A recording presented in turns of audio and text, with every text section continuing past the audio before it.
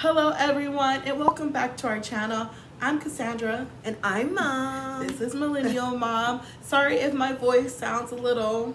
It's still allergy. Groggy it's not whatever people call it. It's froggy, whatever, but it's allergy season around it's here. froggy. And that's what you're dealing with. But let me just say, we are here for Married at First Sight. They know what we're here Season for. 12, Episode 14. I expected better. I expected better. I expected better from this episode. Well, I expected better for the whole season. I think we all expected better from this whole season. But you know what? Let's just jump into the couples that we see because, ironically, surprisingly, they pretty much kept it, in my opinion, scene by scene with each couple. They did, and to me, it was just a little bit redundant. We could have saw, like, the scenes with all of them and then Dr. Pepper and then move to the next couple, but okay. They never do that. Why would they do that now? Because that's how the season has been. They should have did better. All right, well, we're just going to go ahead and start off with our favorites. Maybe your favorite. I think everyone's your favorite. No. Eric and Virginia. Mm-hmm. What did you think about Eric showing off his childhood home to Virginia? Well, I was a little surprised that his parents weren't there, but then again, maybe his dad was out flying and they were out on their I'm back for the weekend thing, let's make plans, like he tried to tell Virginia. But I thought it was nice that not just this couple, but all the couples, except for maybe Ryan, I didn't see him do anything with his childhood home. Yeah. You know, gave the perspective of how they used to be with their family and things like that. When Virginia told him, Eric, that how come I reach out to your family and I take the time out to talk to them and, you know, have a connection with them, you haven't done that with mine. And he's like, well, you know, I've been busy. She's like, you know, we've both been busy, but I've still done it. And he didn't have a real answer for that, and he didn't. I think Yes, it was... he did. No, he didn't have a good answer. Have an answer. The answer was, I've been focusing on us. Okay. You know, I just didn't really, think right now. Okay. I had to reach out to your family. Well, then we see Eric FaceTiming Virginia's dad. He's like, you know what, she's reached out to mine. Let me go ahead and reach out to hers. And the conversation, to me, went better than expected, right? Did it? I think so, because the dad was like, well, I'm sure you've been busy. It's taking a little time. No real need for apologies. And then Eric was giving his speech about, you know, again, his expectations on what a marriage is supposed to look like. Yeah. See, this is where I didn't really think the conversation went as pleasant as you may have saw it. Because when Virginia's dad was like, you know, Virginia's seen me and her mom go through some things, and that's probably the reason why she has the biggest trust issues. So, you know, he puts the blame on himself. Mm-hmm. And Eric was like, yeah, you know, but I see marriage as being basically a cookie cutter of what he thinks. And Virginia's dad was like, no, everyone has their own kind of marriage, their own different kind of mold. Like, don't set expectations.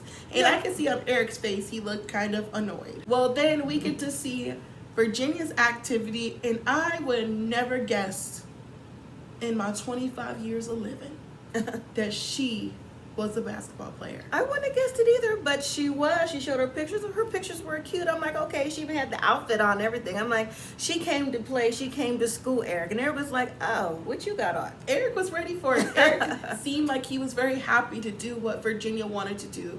But then Virginia showed like the picture of her senior night where, you know, all the parents usually come out for their child when they do sports and stuff like that. But her parents weren't there. So once again, we go back into basically her childhood trauma, because this is traumatizing to her, and that, you know, it was only her siblings. And Eric was like, you know, but you got me now. All you really need is me. She's like, I don't need anything. I just want. You know, I'm like, see, I know some people are going to be like, this is Virginia's problem, because in a marriage you should, well, see, there's that word again, want but need to be with someone. But Virginia doesn't really see that for Eric at this moment. Is that really wrong?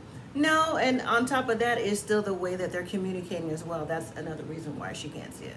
But then we get into, I think this is my favorite scene of the whole episode. Okay. When Eric's sister-in-law, Bridget, comes over to talk to Virginia. Yes, I remember her name. Because Bridget is like, you know, what's been going on in your marriage? And Virginia's like, you know, we had arguments here and there. And basically, Eric kind of wants me to hang out with him, and he doesn't really open up. And Bridget's like, yeah, that kind of is the same trend with him and his brother. Right. But in the confessionals, Bridget was like, if Virginia doesn't make him number one, it's going to be an issue. She did say that. And she also said, you know, she's still used to partying and hanging out with her friends. Did you see her face? She was like, Then we see Dr. Pepper visit Eric and Virginia. And I really, well, even though Dr. Pepper said this in the confessional, but she reads between the lines of their BS, because they do sweep everything under the rug. Yeah. While they always try to make it like, yeah, we're communicating, we're doing this and that better. But I'm just like, are you really? You know, before she leaves to go, I guess, to the other couple, she gives them homework. And that is to answer the unanswered questions, things that you really want to know from your spouse. But I thought we did that before already. That's not what they were doing. They were given a task. Okay. Because Eric is still stuck on, he has this mold of what a marriage should look like. And so does Virginia. She's like, well, I don't think it should have to be a certain standard. So she has them separately. What is their marriage goal? And what is that behavior within that marriage goal? And that is still unanswered questions and tasks. Regardless, that's an unanswered question. It is, because it's a goal of what they're trying to find out. But carry on. With Virginia's face, even with the whole conversation with Dr. Pepper, she just has like this mischievous look on her face. Like she doesn't really want to say nothing to stir the pot, but she has something to say. And Eric knows this too. And he's like, you know, yeah, we have these goals, but are we really gonna stick out to them? And she's like, yeah, I have a plan too. Because though you're stuck on your ways, I still have my ways too. He's like, there's just five top things that I have. I have a question for you, Mom. Do you think there is a set standard of what a marriage should look like? Everyone's marriage is different. There is no such thing as a set standard to a marriage or to raising kids. So now we're just going to move on to Vincent and Brianna. And once again, I would have never guessed in my 25 years of living that Brianna was a good dancer. Like this was her passion. Why not?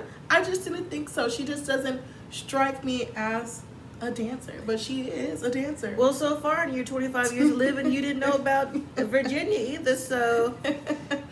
Well, she said that this was her passion, but she realized that it wouldn't really make her a lot of money in the long run, so she just stuck with math, and she was good at math, so she can do that. But now, you know, Vincent wants to have kids, and she wants to have kids with Vincent too, eventually. But she wants to let him know, like, they don't have to go on a straight and narrow. They can pretty much be whoever they want to be, do whatever they want to do in life.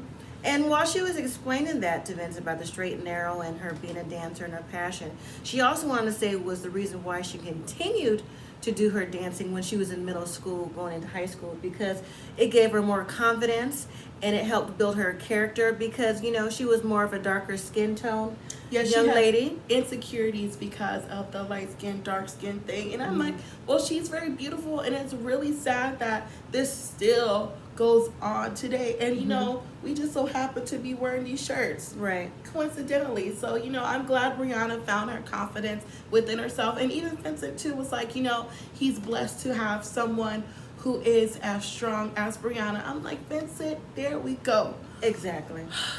But there's always something that happens. It's always a catch, isn't it? It always is a catch-22 with Vincent. So when Brianna was like, yeah, you know, I still do want to have kids, it's just going to be later on down the future, he was like, later on down the future. He still wasn't understanding. Right. Did he actually get up and leave, girl? No, but I saw it on his face. If he could, he would. So then Dr. Pepper comes over to rehash about the unanswered questions. So we finally get back to the question about his sleeping habits. Though we did not address it in the last video, I'm glad it came back up so we can address it now.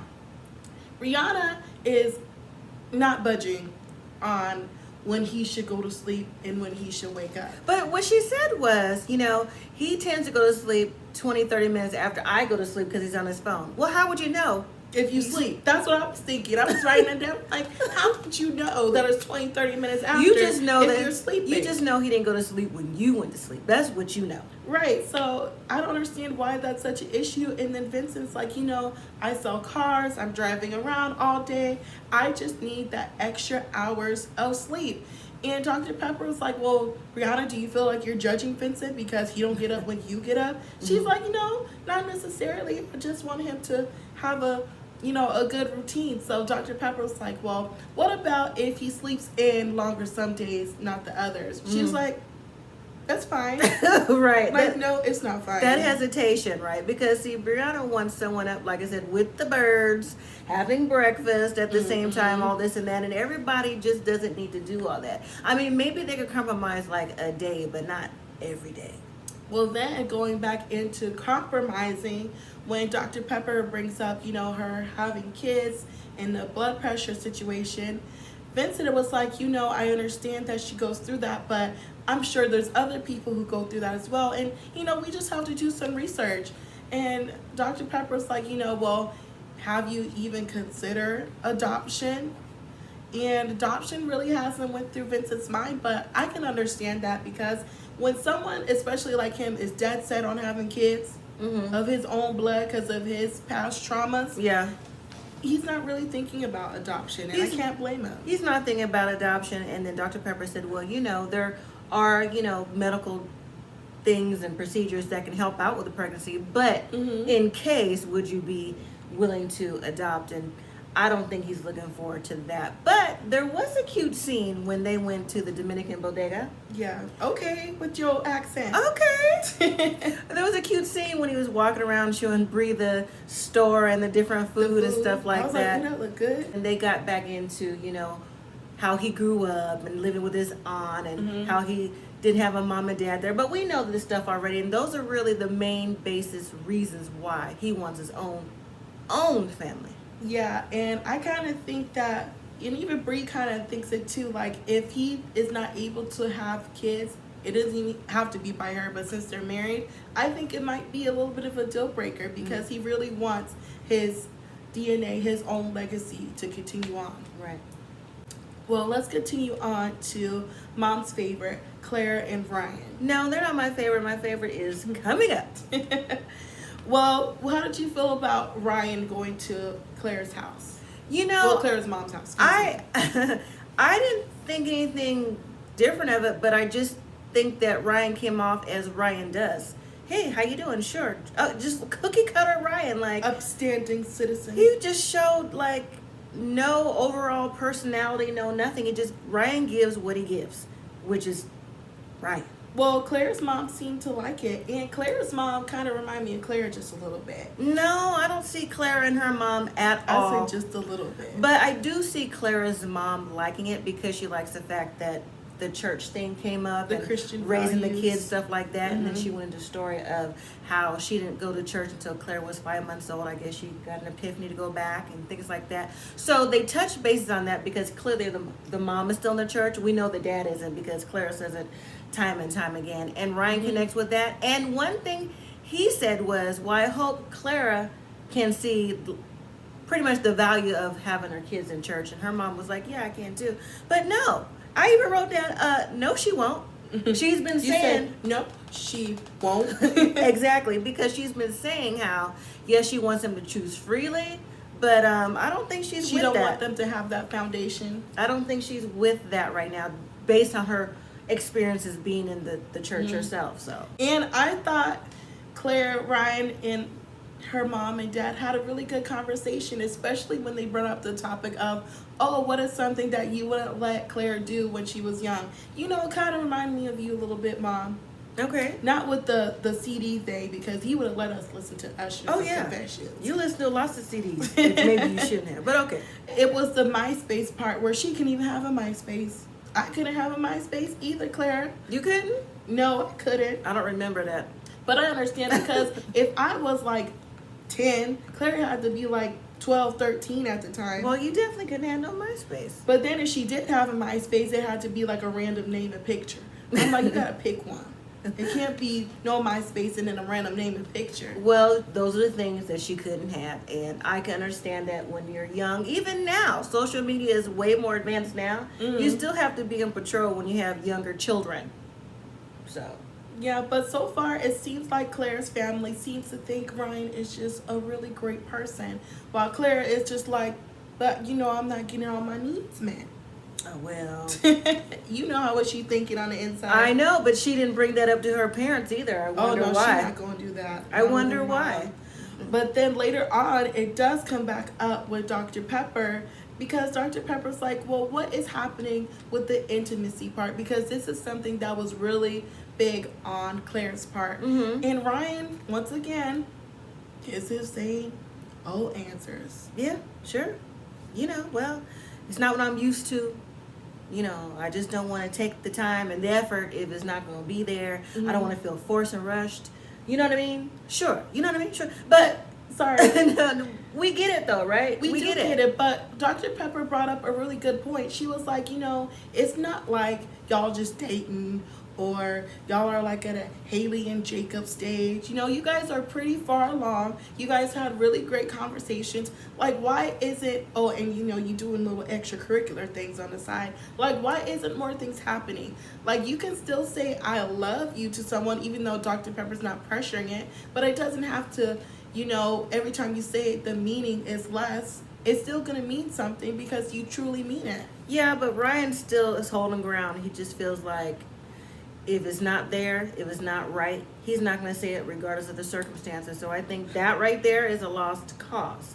But when we do see Dr. Pepper tell them about their chore, their task about writing to their younger self, I always love this one, because we either get a really good conversation or we just get someone who gives us 2 cents. You know what reminds me of, off topic, don't you?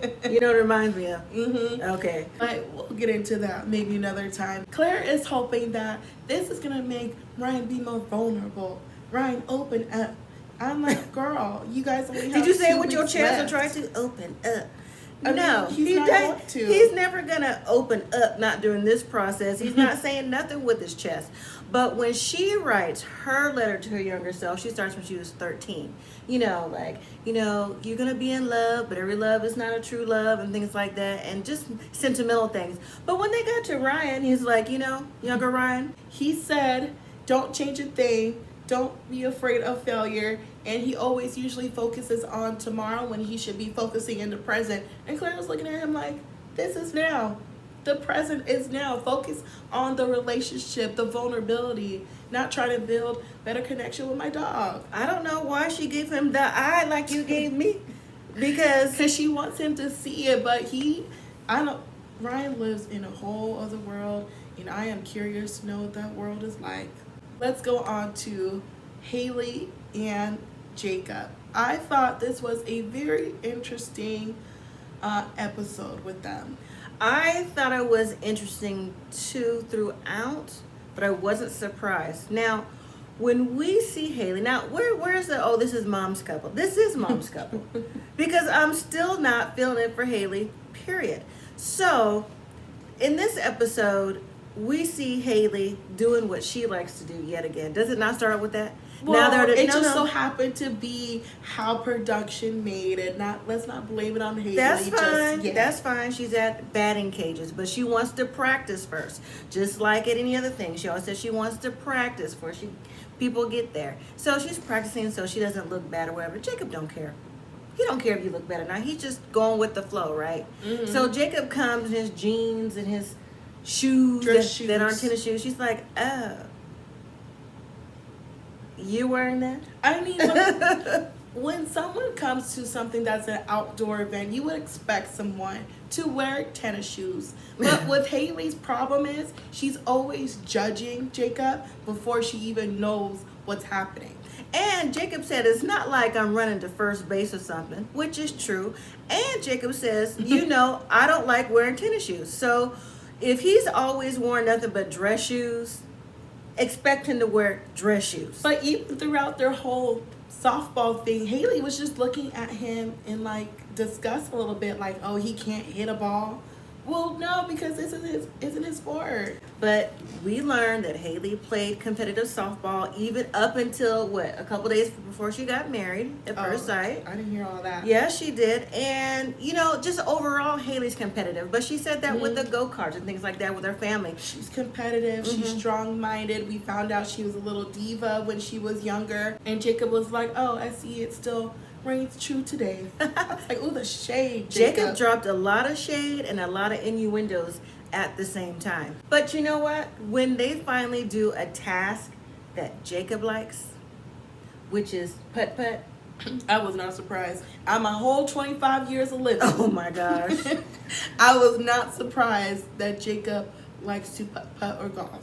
Well, hey, at least he finally did something that he wanted to do, because all the other activities were things that Haley wanted to do, even hanging out with his friends. But he told a story about when he was younger, his mom would drop off him and his siblings, because it was kind of like a babysitter. She worked nights, so, you know, that's why he spent a lot of time there. And he was actually good at it. And Haley was getting upset. Did you notice that? She was getting upset. I was like, Haley, you could even pick a code name. What was it? Dragon and I know she didn't even want to participate. Dragon and I forgot what his name was, but it was something funny. It was like Eagle or whatever. Yeah. Or like even when he showed a picture of him in his little booty shorts at the company. No, it wasn't booty shorts. It was some booty shorts that I would wear. It was jean shorts cut off with like sandals and no socks. You was like, wait a minute, you was at a company function and you didn't get fired looking like that? Yeah. But if they know that you're quirky as a company function and a picnic, why would you get fired for that? Right, and why would she get annoyed by that? Because she don't like him. I thought it was funny. I thought it was a cute picture. I did too. But she was not here for any of his stuff today. But back at their house, they have the task to write letters to their younger self. And I don't know what I was really expecting from Jacob or Haley, but I just didn't expect Jacob to start his letter off the way he did.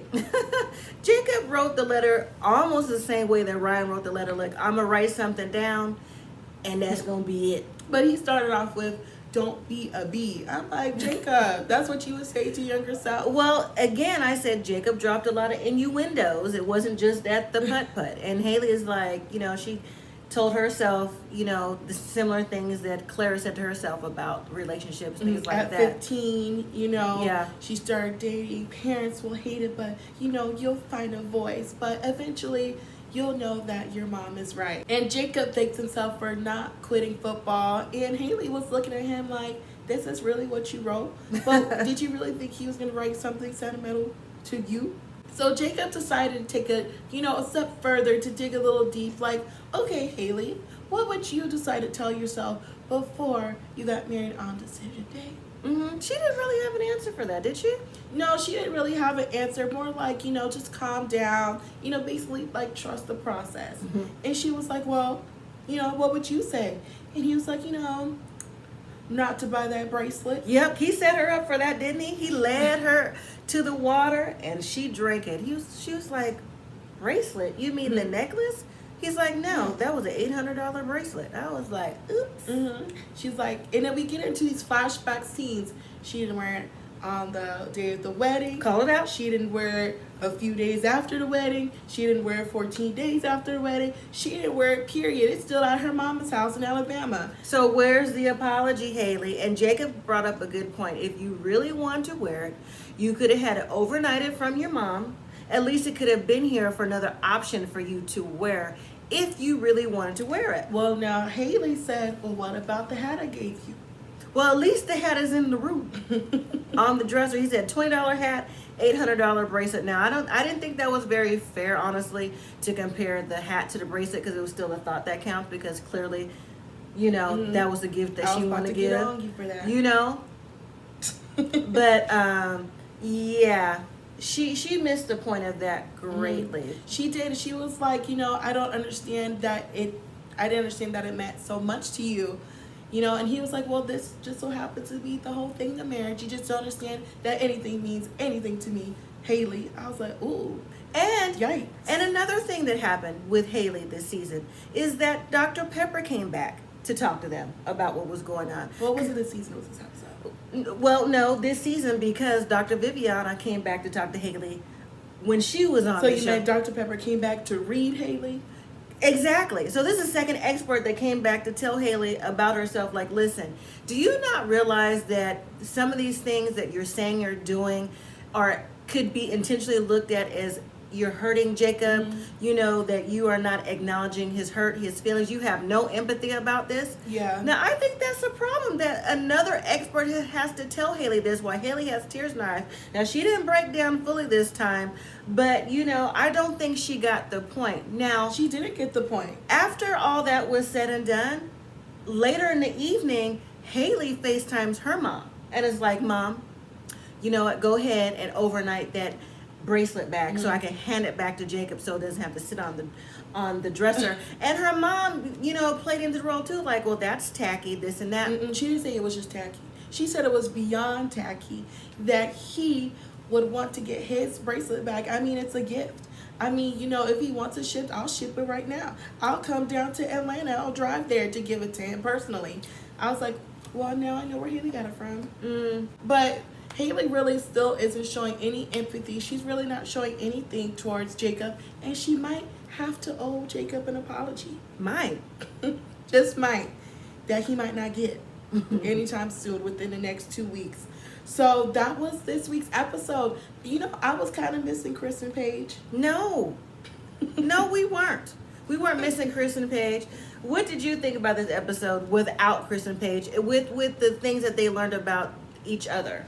I thought it was a nice episode because we did get to learn a little bit more, especially about Eric and Virginia, because Eric's sister-in-law was definitely spilling the tea with her face, and I'm like, so there's more to this, I see. Well, yeah, I also think that the couples have also maybe have spoken to different friends and family members before now, you know, except for maybe Ryan, because we didn't see his family on this episode at all.